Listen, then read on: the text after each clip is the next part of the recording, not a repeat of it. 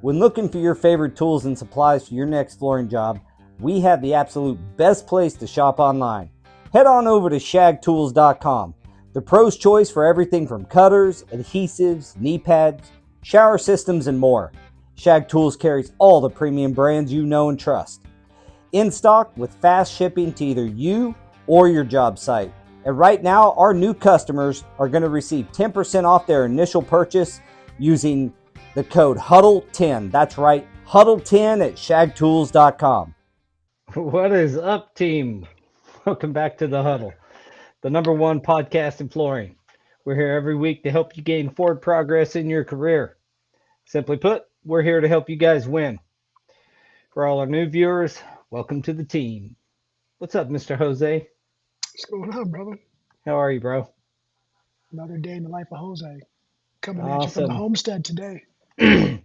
Yeah, 'tis the season for sickness. The whole Stewart clan, as well as many people here at my office, have went down with COVID or some version of such. I'm So special though. I'm special just like Ashlyn. We got the what did she call it? She called it uh, fluvid pneumonia. fluid pneumonia, yeah. um, Sorry, I got a little note there. So anyway, today's topic is creating a culture of guidance, National Mentoring Month. So that's our topic for the day. The topic is brought to you by and sponsored by Divergent Adhesives. If you got a tough flooring project that has tight time schedules, tough site conditions, look no further than Divergent Adhesives. Go see our man Sonny over there, the Mr. Divergent himself at Divergent Adhesives. You'll be glad you did. Let me say that their adhesives are phenomenal, and it's a great company with a great owner. So yeah, go give Divergent Adhesives some love. Another one of our sponsors, Live Switch. If you haven't checked out Live Switch, go check them out. They are, see if I can get them up on the screen here. They are a weekly sponsor of ours, and just click on the QR code. Go check it out. I mean, I've said a lot about Live Switch as a piece of technology This easy, that, guys. that we use and have started using. Um, in building technology myself with TradeTap and and the VTI and all of that, I can tell you Live Switch is a nice addition to your tech stack. So go check them out. Live Switch, just scan the QR code there on the screen. And as always, TradeTap and the VTI. As you guys know, start of the year, the new ecosystem comes out, and you'll be able to get your profile on the index with your score, your level of where you're at on the index, all for free for life. So there's zero reason for every installer not to have it. Manufacturers and distributors are getting behind it to kind of endorse and require for some of their products. So I would encourage you to get started early, get started now, and start looking into the VTI right after the first of the year here. We are after the first of the year, but we're officially launching at Tice. So if you haven't made plans to get to Vegas, come join us. Come check it out. It's a great time. Tice is a great event, and we love just getting to know some of the audience members and getting to see friends that we only get to see a couple times a year at different shows and events. So we are looking forward to that. Daniel has just joined us. Check him out. Yo, made it. Burley. So yeah, if you don't have plans for Vegas yet, get them made, man. Come check out the Huddle Live. We're going to be going live with the Wi-Fi, their Power Hour on that Monday, and so next that week of the 26th, I believe it is a week we'll be kind of switching some things up from a timing standpoint to be able to host the Wi-Fi team and their esteemed panelist. during their yearly um, Wi-Fi power hour. I think, is that yearly or is that more often than that? Do you know, Daniel, offhand? No idea. it, anyway, I know we it's yearly at times, so like I know it's there. I do know that they participate in a lot more than what we're they do a lot allowed to more do. than just that, but Yeah, yeah, yeah. it's a great event. We've been as a huddle team and checking it out in the past, and Crystal's been there. I think she spoke one year, if I remember right. So yeah, come check it out, and we'll look forward to seeing you there. Again, today's topic is creating culture of guidance, National Mentoring Month. And I said at the beginning of this when I was talking to Jose off screen, this sounds like a topic your brother has. And he goes, I think it was his. So, yeah, tell us a little bit about your stance on that, Daniel. I'll just bring you right in here. I just think that it's kind of important. I think when, um, like, we were at Ties a few years ago, and when Crystal was actually talking with Shannon about her being her mentor and stuff like that, Shannon kind of pulled me to the side and she was like, how do I feel about it? And I was like, I mean, you guys do what you need to do. She was like, okay, I just didn't want to step on your toes. And I said, why would you be doing that? And she was like, because you've been her mentor. And I said, I think that was the first time I ever even thought of that, because you can be a mentor, right? Just by talking to people and being yourself. It's not like a title that you have to have. It's just something that you do. Yeah, there does seem to be like the unofficial mentor where you just Hmm. always have that person you go to. And then you can make it a little more formal, where you straight up, ask somebody to mentor you. And I think both of them are awesome. I personally paid people to be my mentor, hired coaches, and I I've mentored many guys in this business as well as just in other aspects of life. And you know, I love doing that as well. It feels a lot like paying a favor back to some friends of mine that have been mentors to me over the years, and you know, gave me so much value and so much guidance that I just want to kind of pay it forward. But also, you just kind of end up being someone's mentor, um, not by some formal agreement. Or you could just be born a big brother and not even think about it. Just Yeah. let me just do a bunch of dumb stuff so that way I can teach you what not to do.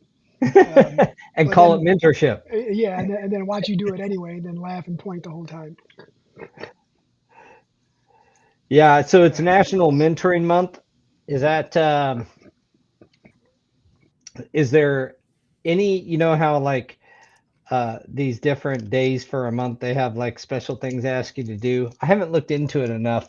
Do you I know don't if I don't think there's like anything special, but I did when one time we were going over topics and I was like, man, this is mentoring month and it's kind of been something that, I mean, we've dabbled into. We've had Shannon and Crystal on talking about it, right? And it's like, do we ever really like focus an entire episode on it? And I was like, no, so why don't we just sit down and talk about it? And I actually tried to get someone on this week, but she went on maternity leave like 3 weeks ago and she was like, yeah, I'm not gonna make it. Always yeah. have an excuse. Jeez.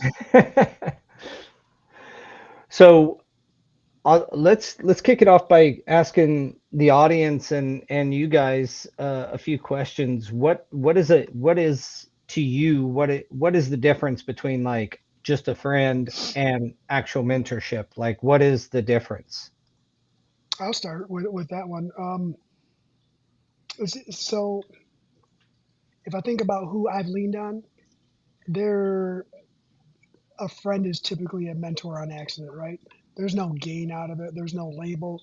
There's just there's just questions and answers, regardless if you want to hear them or not, regardless if they're right or if they're wrong.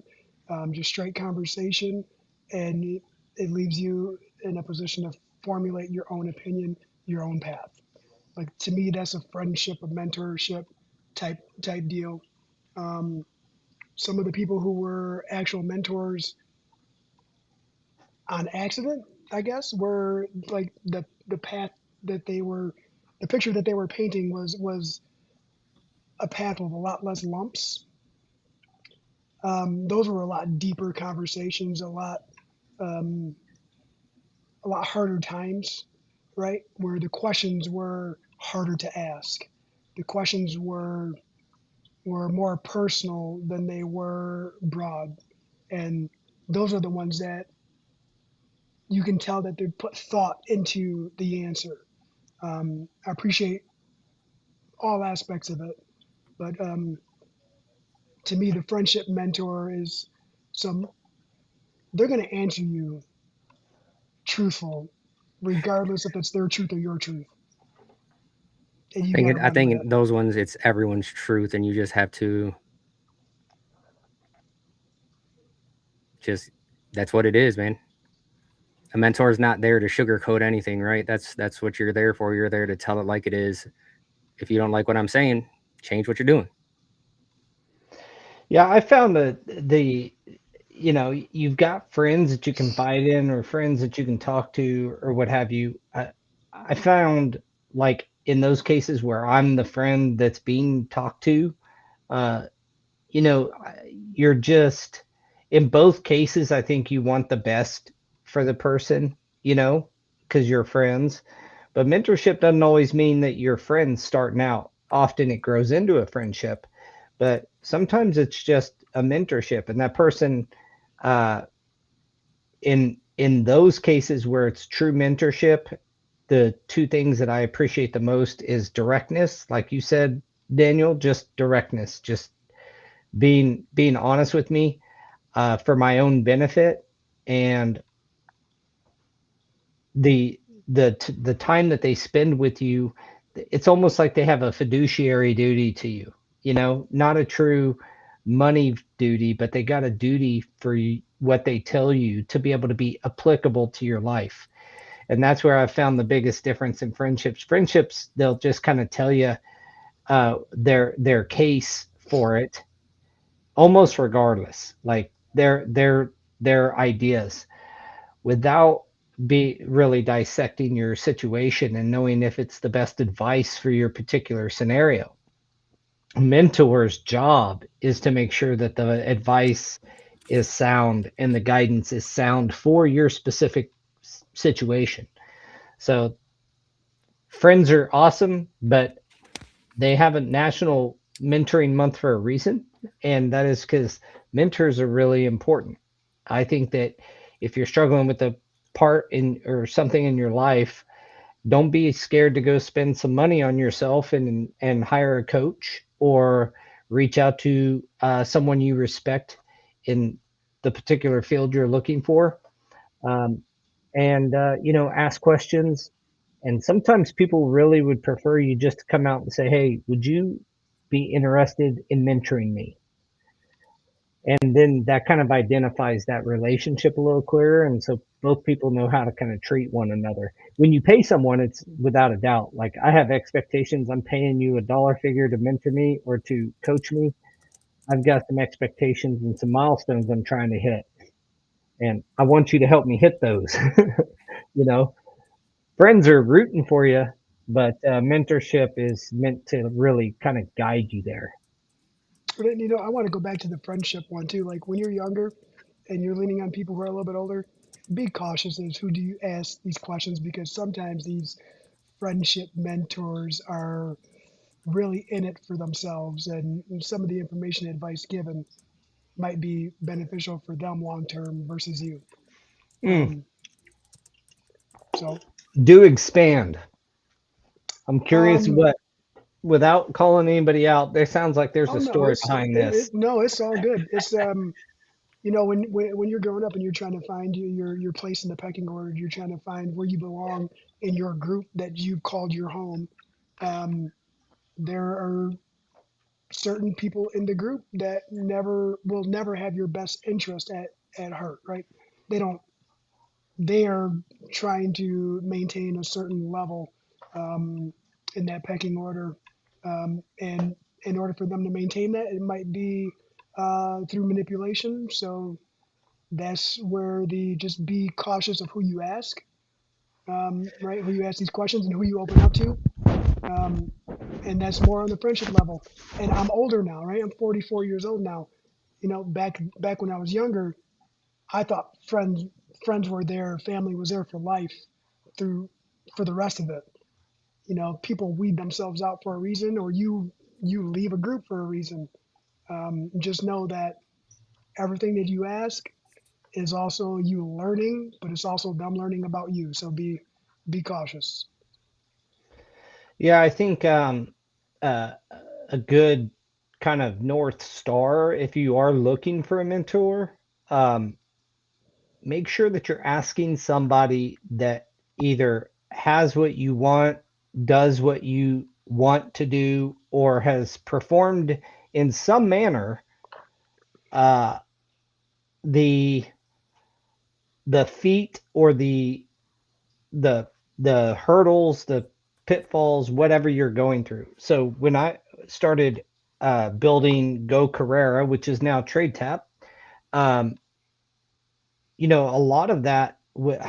I'm a flooring guy. I'm a carpet and sheet vinyl installer that decided to go build a technology software, uh, and it it did not come by myself. I had to really lean on other people for advice and talking to people who I respected.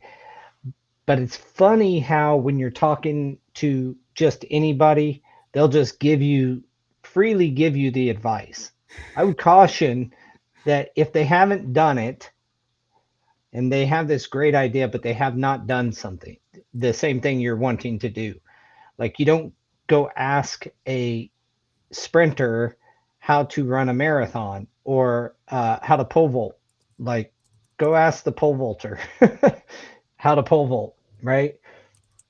Um, you really need to have somebody who's done it. And then you gotta the reason not everybody's a mentor, not everybody's suited to do that. Like, suited to be able to give sound advice.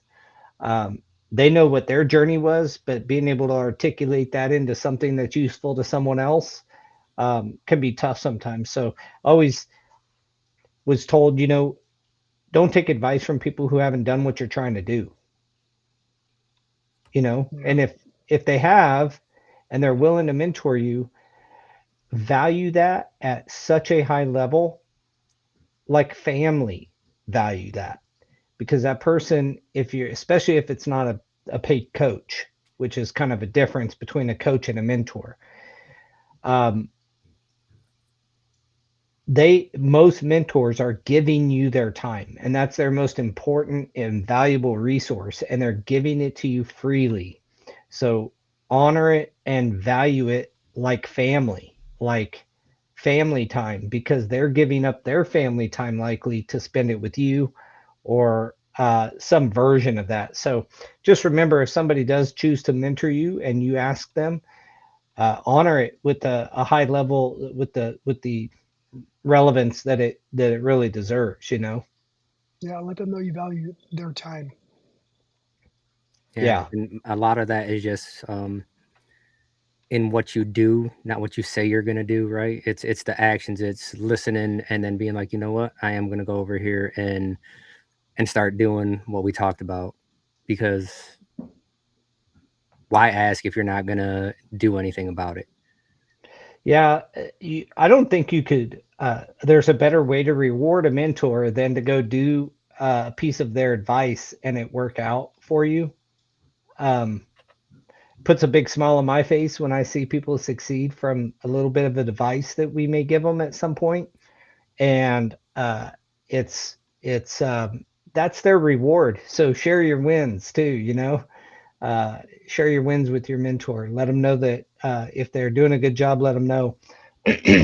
One thing about being a mentor, I can tell you, if you've been approached and you're maybe a little bit skeptical or um, adverse for some reason to doing it, a lot of people are they don't think of themselves as like mentors, but they'll be asked.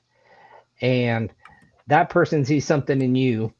Um, what I found really valuable that I did not used to do, but I have found valuable and maybe somewhat of a surprise to the people who watch this podcast is I listen a lot. Not I try not to talk and just hear them out. Really understanding their problem is part of being a good mentor because there's oftentimes that their proposed problem is not the core issue of their problem. You got to listen, ask questions, and listen and ask questions. And a lot of times you'll get to a core issue that is causing all these other issues in their life or in their job or in their profession, whatever it is. It's funny you say that. I've had conversations with people where you just listen and ask, and then they have the aha moment themselves. They go, oh, well, Yeah. let's come back to that one. Yeah, it's funny how that works. But sometimes you can just be a sounding board. I mean, a lot of Yeah. people, you know, like just a good friend that's not going to judge, and that's what you get with a mentor most times. That doesn't mean they're not going to call you out, by the way. A good mentor will call you out for not doing the things they suggested or, not delivering on your promises or whatever, but they won't judge you like judgy of your personality or something. They're just judging you on your action and on your commitment to them and to taking the advice that they gave you. And Yeah. that's like And Daniel said too, being respectful of their time. They want to see you taking steps that you guys are discussing, right? They're not telling you what to do. You're discussing it. They want to see that. And right. I And think, if you don't know anyone that um, can be your mentor, this is a great resource right here that we were actually put onto this from the local chamber, and they were like, "Hey, we talked about it. I mean, this was probably a couple years ago now, right? But they're like, do you have a mentor?" And I was like, I mean, not really. I've never really asked anyone, or no one's really ever asked me. But I mean, I ask Paul for advice. I'll call and ask, Don Perkins for advice, or Ken Ballin, and all these people, right? And it's kind of like that in the industry anyways, not necessarily with titles or anything, but if you are looking for like a business mentor, someone that's been through it, and this is actually a great resource, and you can go here and I believe it's no cost. Hmm. Yes, and when he was over here, I mean, we had a few meetings, and then I think it was by the end of the third one, he was just like, I think you guys are just too far already for me to even help you. So he just was like, I think this is where we have to part ways. And I mean, if you want someone else, you can definitely reach out and they'll get you hooked up with someone else. But I don't think I'm that person for you. And that's huge too, as a mentor, to say I'm not that person. Mm-hmm. Know your strengths and weaknesses kind of thing. yeah, I think we had a lot going on at the time, and that was in some cases chaotic for some people, right? Even though we found balance somehow, some way, it's just when there's too much going on, there was a lot of static noise to somebody else. Paul knows there's no balance in entrepreneurship. Entrepreneurship. No, no, constantly off balance, as we talked about just the last podcast. Yeah, I actually did get that book on Audible and started listening to it too. Off balance on purpose, It or was the that. Yeah, or was it the other? nope, it was that one. Whatever. I don't Yeah. even. I have to actually open it up to see what the title of it is. Oh, yawning. Sorry, guys. Positive Chaos. Yeah. Dan Thurman. Yeah. I think that off balance on purpose or Mm-hmm. something like that was the The title of the same. talk. Yeah. Yeah, but you never do find balance, and that's why having someone to bounce things off of, mentor guys, like, and this is probably a good time to like point out the difference between training and mentoring. Like training someone on a skill versus mentoring is like, this is the difference, is this is how you do it, and a mentor will be like, this is why you do it, not only how but why, and they'll explain the why first. And there's some trainers out there that train almost like a mentor, um, and that's pretty special. But the big difference is, and one of the problems I think we've had in the flooring industry is, back in the day, I remember being with guys that they were like, we don't want to train our replacement, that kind of a attitude.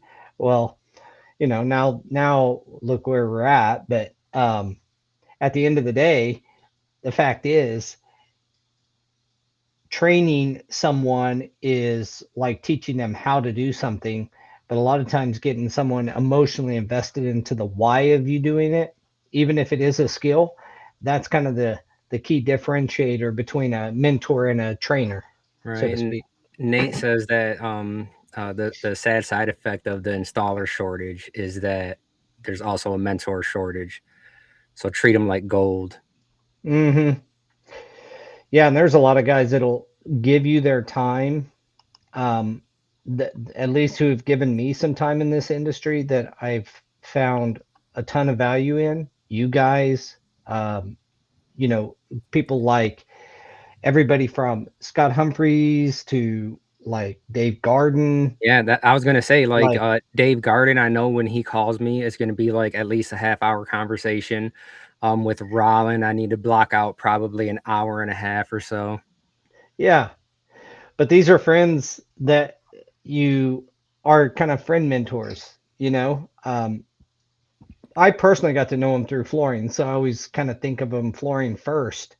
But many of them are my friends, but if you got something you need figured out, some of these guys are the best guys in the business to call. And but if you're trying to figure out, we've done a mental health episodes before in the past, and there's a bit of mentorship that you end up kind of like a therapist. And um, because not all the problems that someone has in business is directly rooted in the business. Sometimes it's something personal or spiritual that's kind of dragging them down, causing them to have these problems in their business or in their career. And I So, think that's why it's looking at just personal growth, right? If you focus on personal growth, you're more apt to start helping someone else out. So, you know, listening, you talked about finding or showing them your why, right? And then I just go back to Simon Sinek and listening to his books, and then bringing that into the office here, and then telling the guys, like, a lot of what Simon says is Simon says, like, yeah, I didn't even realize that. But it's I what did. you I was said, trying to right? hold back. It's underlying issues. It's someone has a bad attitude that day, and instead of being like, get your crap together and this is what we got to do, it's what's going on, man. Like, sometimes they just need that person to ask them what is going on with you. I know mm-hmm. it's not about work, so what's up? I mean, we had a conversation with an employee a few weeks ago, and it's like, we call them into the office, and it's just like, what's going on, man? Like, work aside, like, just, this is open space. That's sometimes, and I know for a lot of people, like, it's hard to open up, but sometimes the only way you're going to do it is someone asks. It turned into a 4-hour conversation after you left, and I wasn't leaving the Yeah, conversation. that's part of it, is opening the door for someone, you know, to walk through, letting them know it's okay to talk. And hey, that's what's really kind of special about really good mentors, is they know when to be tough on you, like you said earlier. Hey, get your shit together, you know, But and it's know also knowing when. when to back off and be like, oh, Mhm. whoa, what's up? Like Yeah. you're not you right now. So let's talk Mhm. about whatever we need to, and not this. I came here to yell at you, but we're gonna focus on something else today. Yeah. Yeah, and if you're an employer, you're going to be all this. That's the truth. 100%. You're going to be a therapist. You're going to be a life coach. You're going to be a mentor. You're going to be the butthole Mediator. boss sometimes. Like there's there's no and not to scare anybody who's out there watching that may want to start a business and you're an employee now. But the truth is um, there's not a lot of like leeway there. You have to grow into that. You have to lead your team. You got to be able to listen and give advice, know when to be a little harder, know when to be a little softer, and be willing to do both of those. So being a business owner is a lot like being a mentor to a bunch of different people and deciphering what you have to do to help them succeed. Ultimately, helping them succeed helps you succeed. And having that foundation of we used to say, and we still do, but doors always open, like come and have a chat. If you're struggling, come have a chat. And that's kind of all the way through our leadership that they feel that way.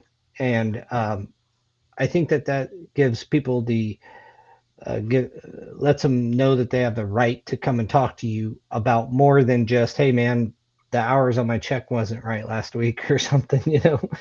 Um, and a lot of people could use that. You don't know always until you dig and you're willing to learn about someone's life. And um, there's a lot of responsibility in that, as you guys know, as business owners. There's a lot of responsibility in that to your team. Yeah, sometimes it's hard to turn off the business and turn on the empathy. Sometimes you have to find that perfect balance. Man, when you work with your kids, I know because both of my Oh, children work for me in two different businesses. I'll tell you what, knowing when to turn it off is tough.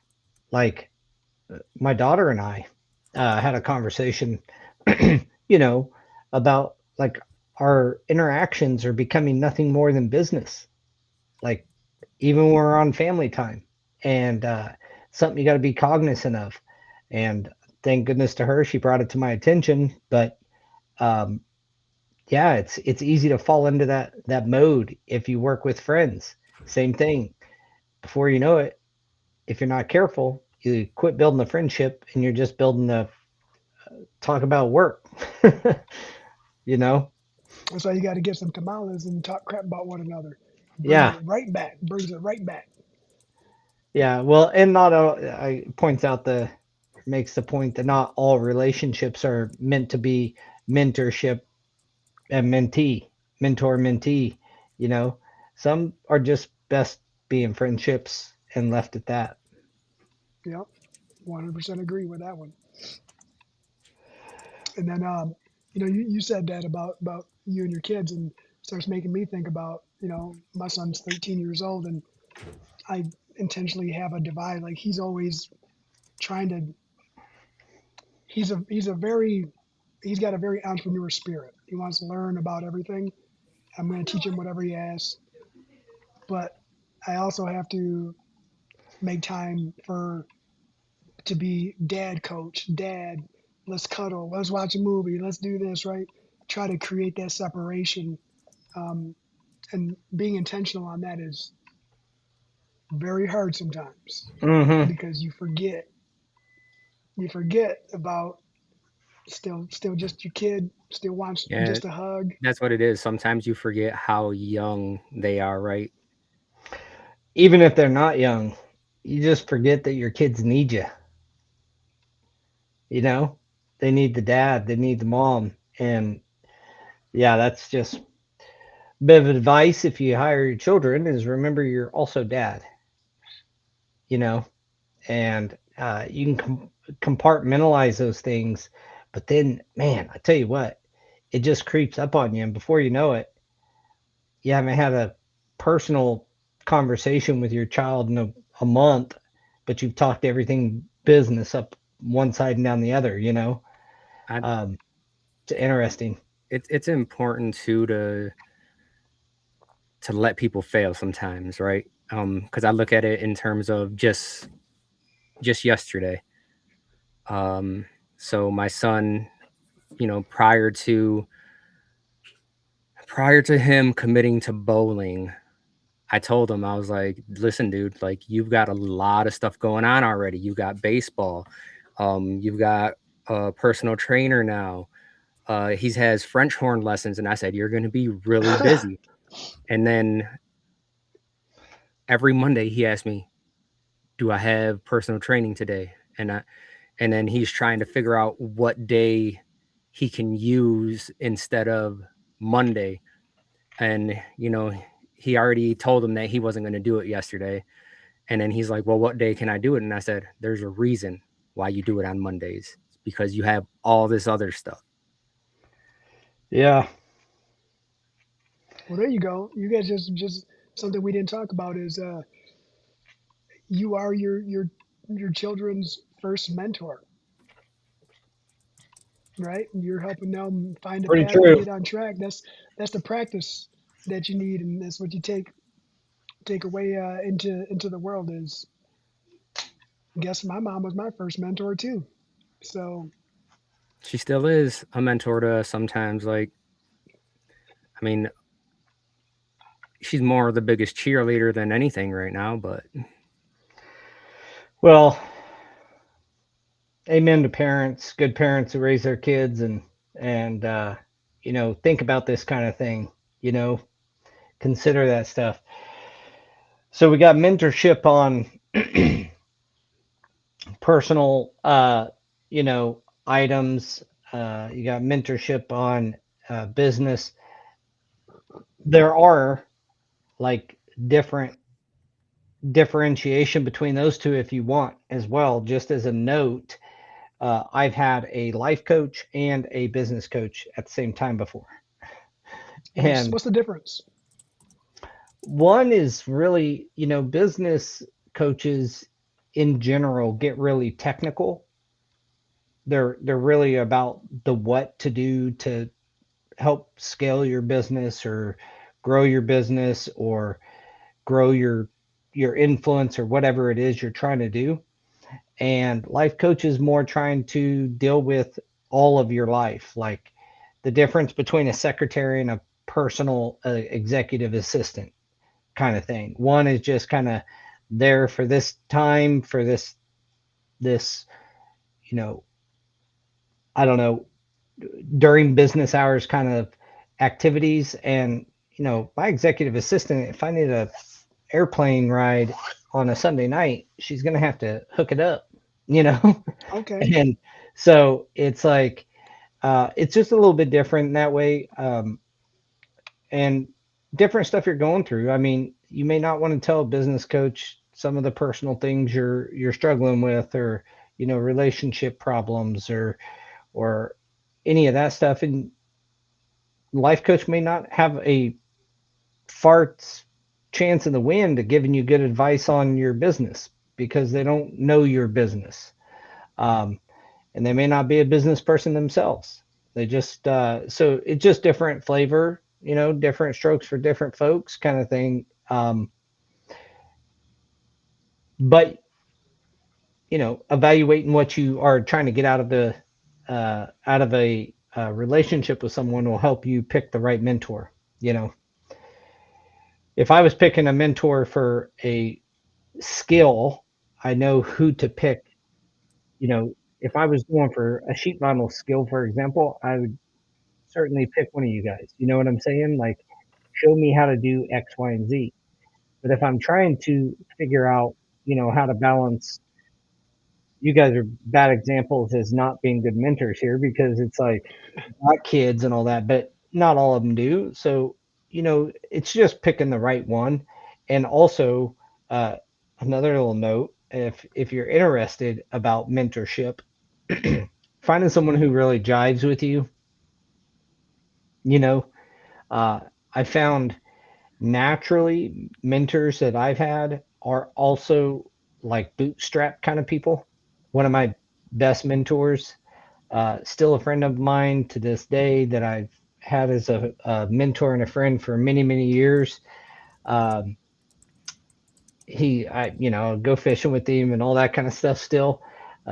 Really great guy, but our relationship uh, just kind of grew, and it's just one of those guys that's your kind of people. Well, I found out when he started his trucking company, it was just him in a 10-foot box truck with his business partner, and they grew it to a massive company and sold it. But he was just a bootstrapper driving their first truck together and making local deliveries, and they turned it into a big business later. Um, so he was a bootstrap guy. He's had a similar background as mine, and so it's easier to follow those kind of guys. That's what I have found for myself anyway. He was a don't talk about it, be about it guy. Yeah, go do it. Go get her Yeah. done. And there's a lot of pitfalls he had. We had a lot of similarities. We both had, employee ethics issues where embezzlement happened. Uh, so we just have been through a lot of similar stuff. But I didn't even know all that when I first, confided in him, or he would give me business advice. It just felt right.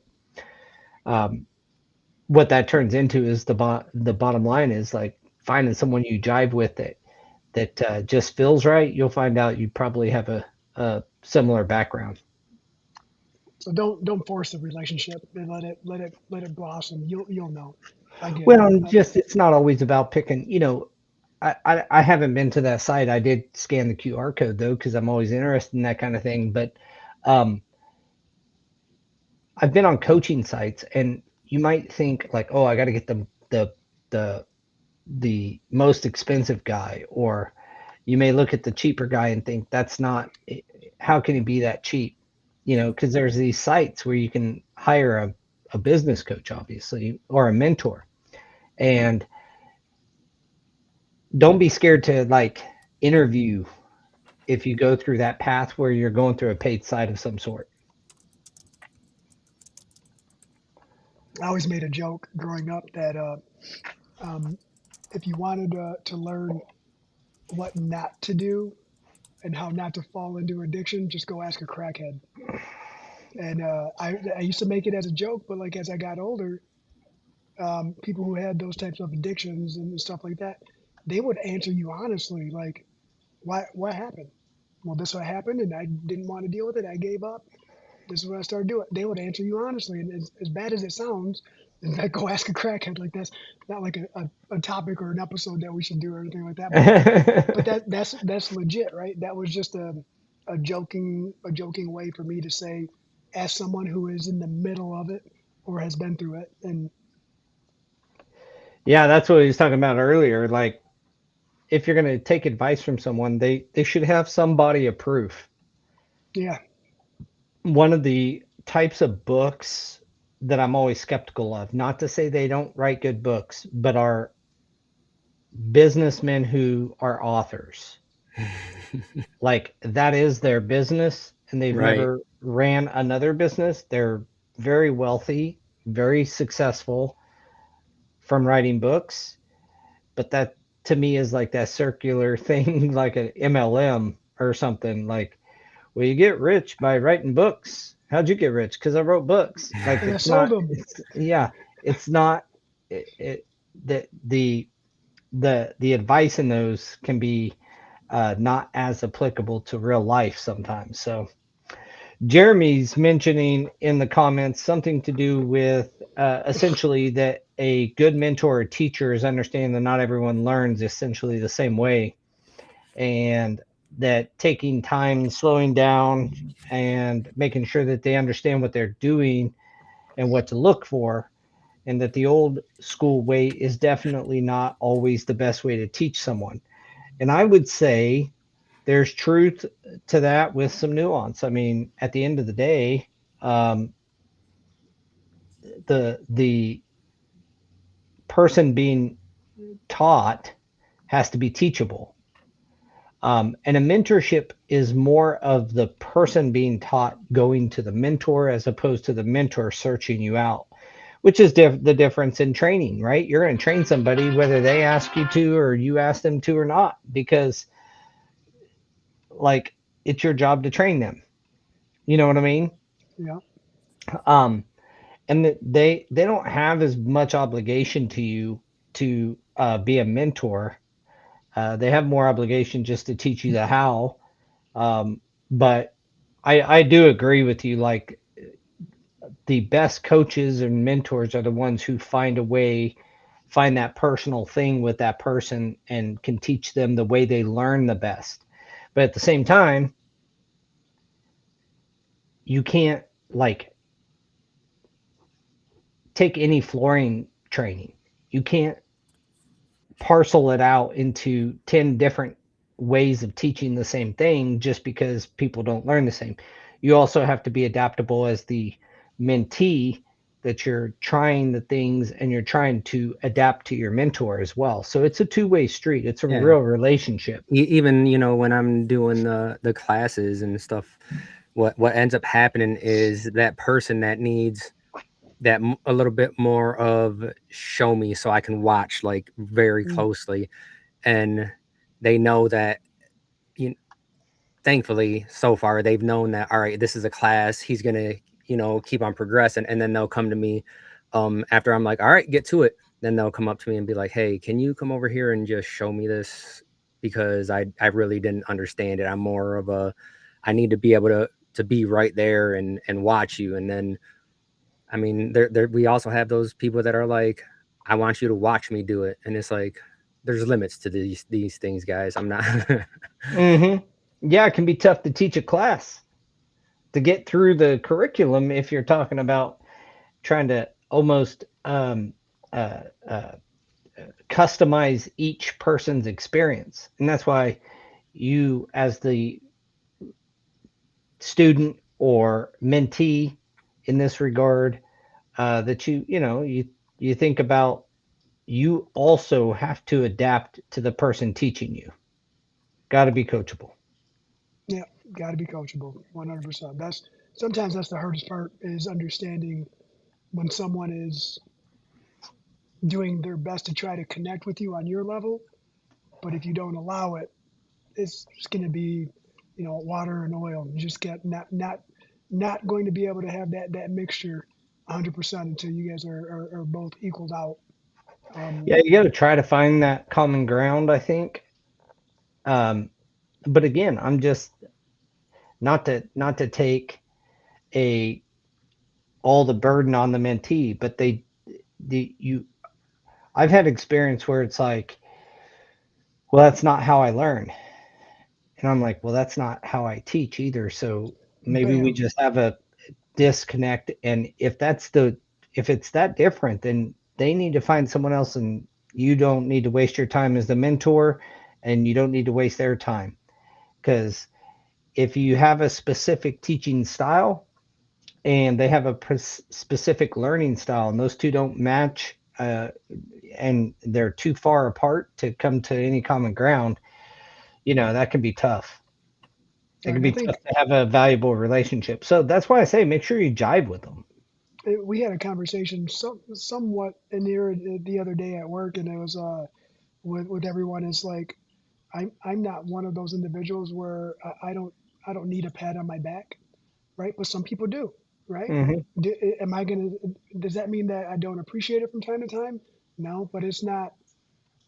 I don't need it to move on to the next step. I don't need it to keep doing my day in and my day out. But some people do, and because I don't need it, it's definitely harder for me to recognize when people do need it, right? And sometimes when people do need it, they might not need it all the time either. But there are those instances where noticing them and recognizing them for their efforts is huge, and that is a It's realizing that you need to do that is one of the bigger things, right? Like, because you don't need it doesn't mean that they don't need it. And then you have to look into yourself and be like, let me kind of get out of my comfort zone too, and try and be that person. I always feel like Hancock. Good job. Good, Good job. good job. Right. Good job. Nate says that he had a guy with a learning disability, 0 retention. He had to retrain him every task every day.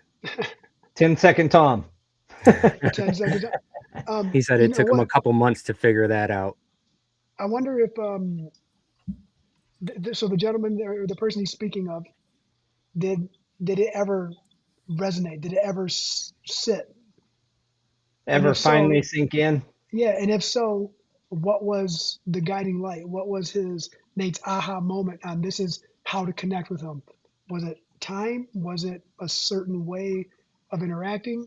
Yeah, I, did you change your methods or did it just finally sink in?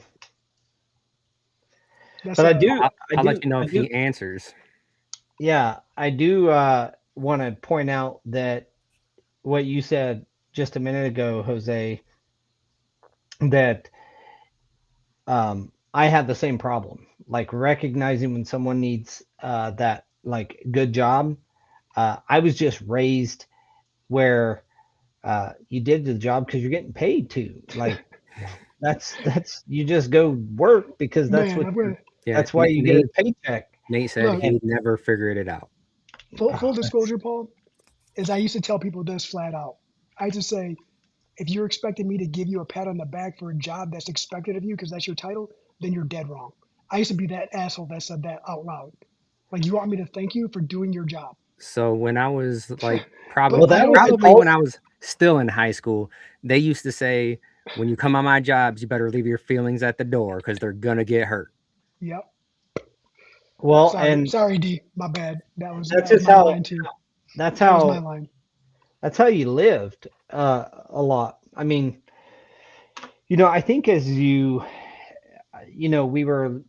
It's easy to sit here and say we were just tougher. The truth is that we didn't have a way like my bosses back in the day. It was just you didn't expect a good job or that not a boy, kind of thing. Um, and they had that attitude like, hey, you're paid to work, so why would I give you Right. on? Truth is it probably would have made everything better, even though I grew up accepting that and moving on and learning and getting better myself and then teaching other people.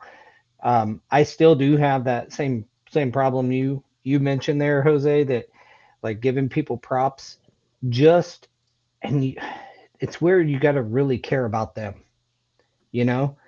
And that's what I've got to learn, continue to learn and continue to get better at is if you think about what's best for them and they are the type of person that needs complimenting, then be the leader and compliment them, Right. And you know? And it's a muscle. it That's for is. sure. It's something you Yeah. gotta N- work on. Nate did say that he became a better trainer because he became more patient. Oh So yeah. Well, I will say that I am way more patient now than I ever like. Mainly like three things: my sister, having to teach her, right, and then adopting like she's younger generation, she's a female, having to do that. But then I had my girls, my daughters. That was it. That's a changing point. hmm what do you guys think of profile tests? You guys ever do those? I tried to do Like one, a disc like profile or any of that stuff? you I talking don't like even. the 16 personality test. The Yeah, the different personality tests. Like Yeah, so baby strengths sister and weaknesses. made Yeah. everyone do it. well, that was me. I tried, but then Which everybody one was it? the Do you remember? uh Like, like I the one that gives you like I'm ENTPA or ENTP dash A. I don't know which one that is. I don't know what any of it is. I don't even couldn't even tell There's you what I there's was. a thing called the disc profile. If you've never done one, it is pretty interesting. I did the one for disc. I did another one and I forget the name of it long time ago, and it gave you a color, like orange, red, green, something. I did that in the army, I think it was. Um, Hmm. or right before the Army. The disc one that I just looked up also has those colors, and it says dominance, influence, steadiness, and conscientiousness.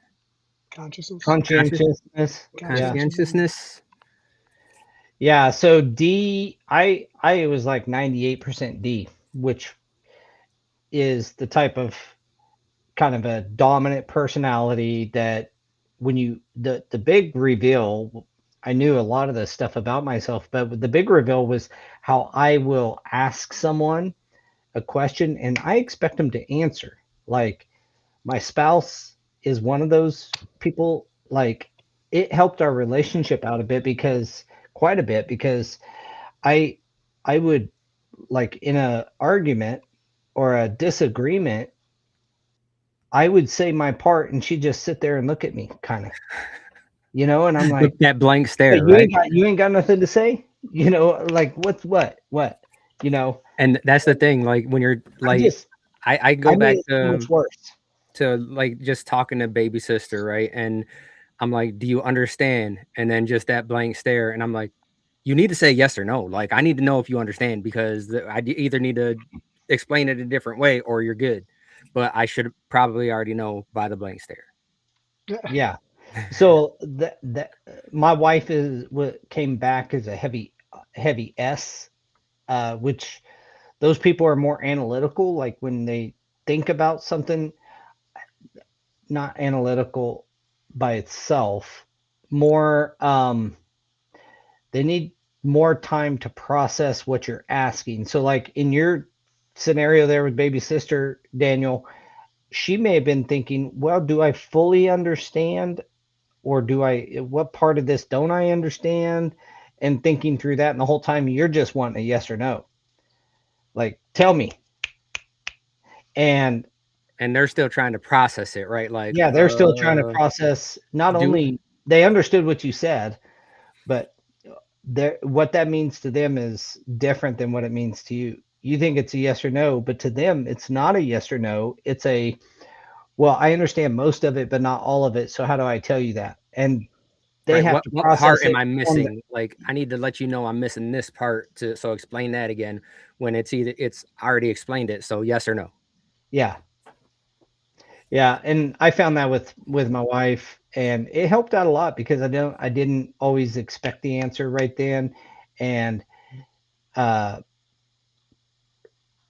gave her the power to just say, hey, I just need to think for a minute, and a lot of times when you're in the heat of a conversation, it doesn't need to be a fight. I'm not saying it's, a bunch of knockdown dragouts at the Stewart house. I'm just saying that when you have a disagreement or any conversation like that, understanding how the other person processes was a big piece that we got out of the DISC profile. So the other test that I'm looking at, the 16 personality, it looks like there's a couple of variations, the Myers and Briggs test. Yeah. And then there's way more variations now than there was when I did mine years ago. But I'm sure that it's all based off of the same concept. So I was a debater. Was mine is ENTP-A, and I was a debater. Whatever. Never really looked too much further into it other than. I believe that because anytime anyone says anything, he's already got something to say.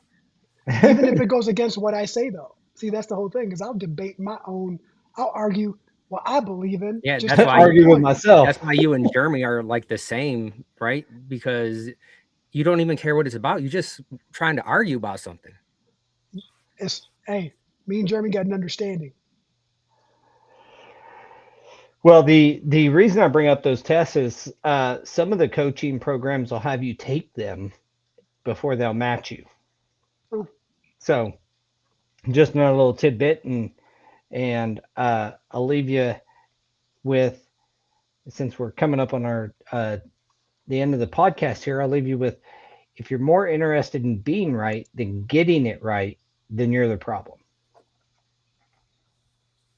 So when you're learning or teaching, if you're more interested in being right than getting whatever it is right, doing it right, doing the right thing, then you might be the problem. And look at yourself. All right, guys. Well, Nate thanks said, everybody for joining us today. Nate said the other test is Kobe, COBE test. Yeah, I've heard that one too. Well, if nothing else, go take the test because you'll learn a little bit about yourself. Trust me. They're Oh, designed Colby, to get to pull it. KOLBE. Colby. Well, thanks everybody for the comments today and joining in with us. We appreciate everybody. New year, getting ready for Tice. Looking forward to seeing everybody there. Again, if you're not signed up or you're not registered and not done that yet, go get her done. Come see us in Vegas. Come see us at the Wi-Fi event on Monday. Or you can join us on Facebook. We'll be live as well for that show. So you will be able to communicate with the panelists and communicate with the hosts, and it'll be a little similar to what we're doing here, but a little more structure because there's a panelist and there's a topic, and we're wanting to hear what Yeah, a these big ladies thing have to say about it. hearing what they say, right? It's less about us, more about getting them a voice so everyone can hear. Yeah, and just get some understanding. You might find your next mentor, ladies, any of our ladies in the audience. So yeah, join us on Facebook if you can't join us there in Vegas. So again, don't forget to like our social medias, our post, comment, give us some feedback. We're at the time of the year where we're starting to come up with some new topics for 26. Got about, I think, 6 or 8 weeks left. And so if you have any topics, send them to us. Email us, get on here, comment next week at the huddle, and let us know what topics you want us to cover, which topics in the past that we've covered that you want us to hit on again, any of that. And we will continue to do our best to bring on experts, or you get the three of us just sitting here chatting about stuff. So I always learn a lot regardless. And looking back on 25 when we did that last week was kind of cool to go back and watch some of our old episodes. And like, I kind of, It's almost like you forget what yeah, we talk about sometimes, and then it's like, man, that was a good one.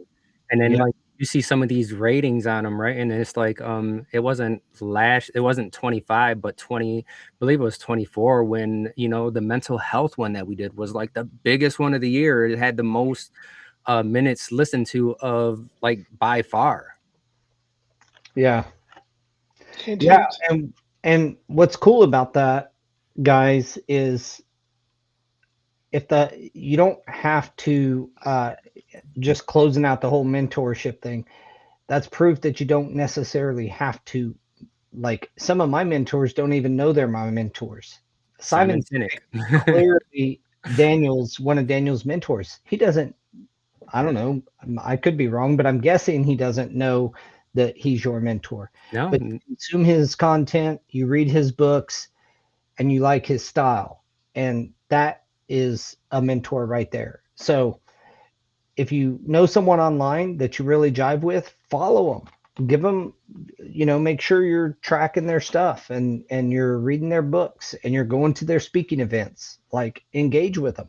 And you may be surprised how accessible some people really are. So best of luck, everybody, in 2026. Here we go. here we go. Yeah. Let's make it a good one, guys. We're I'm gonna. gonna do a little weird thing too then. Yay! That's my Donald Trump. I can only do this shoulder that much, so that's My Donald Trump impression. All right, guys. Thanks, everybody, and we'll see you guys next week. Thank you, All right, everyone. see you guys.